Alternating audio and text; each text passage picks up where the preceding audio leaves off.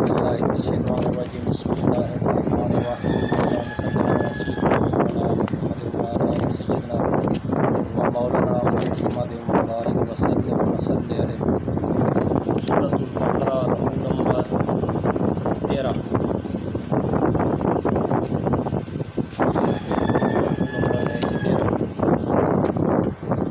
ترجمہ شروع کرتے ہیں اللہ کے نام سے۔ اور جب تم عورتوں کا طلاق دے چکو اور ان کی عدت پوری ہو جائے تو وہ دوسرے شوہر کے ساتھ جب واپس میں جائز طور پر راضی ہو جائے نکاح کرنے سے مت روکو۔ اس حکم سے اس شخص کو نصیحت کی جاتی ہے جو تم میں خدا اور روز آخرت پر یقین رکھتا ہے۔ یہ تمہارے لیے نہایت خوب اور بہت پاکیزگی کی بات ہے، اور خدا جانتا ہے اور تم نہیں جانتے۔ اور مائیں اپنے بچوں کو پورے 2 سال دودھ پلائیں۔ یہ حکم اس شخص کے لیے ہے جو پوری مدت تک دودھ پلوانا چاہے، اور دودھ پلانے والی ماؤں کا کھانا اور کپڑا دستور کے مطابق باپ کے ذمہ ہوگا۔ کسی شخص کو اس کی طاقت سے زیادہ تکلیف نہیں دی جاتی،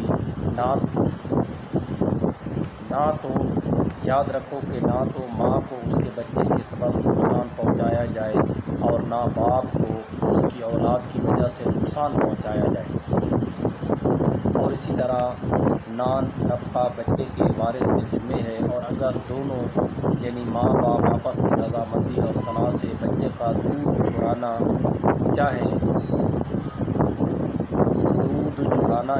تو ان پر کچھ گناہ نہیں۔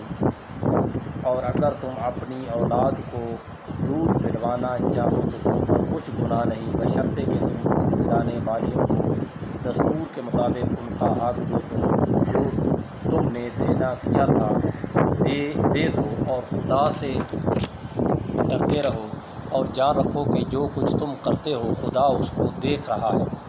اور جو لوگ تم میں سے مر جائیں اور عورتیں چھوڑ جائیں تو عورتیں 4 مہینے اور 10 دن اپنے آپ کو روکے رہیں، اور جب یہ عدت پوری ہو جائے اور جب یہ عدت پوری کر چکیں اور اپنے حق میں پسندیدہ کام یعنی نکاح کر لیں تو تم پر کچھ گناہ نہیں، اور خدا تمہارے سب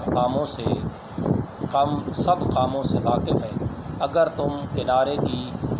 تم کنائے کی باتوں میں عورتوں کو نکاح کا پیغام بھیجو یا نکاح کی خواہش کو اپنے دلوں میں مخفی رکھو تو تم پر کچھ گناہ نہیں۔ خدا کو معلوم ہے کہ تم ان سے نکاح کا ذکر کرو گے، مگر ایام مدت میں اس کے سوا کہ بدستور کے مطابق کوئی بات کہہ دو، پوشیدہ طور پر ان سے قول و قرار نہ کرنا، اور جب تک عدت پوری نہ ہو لے نکاح کا پختہ ارادہ نہ کرنا۔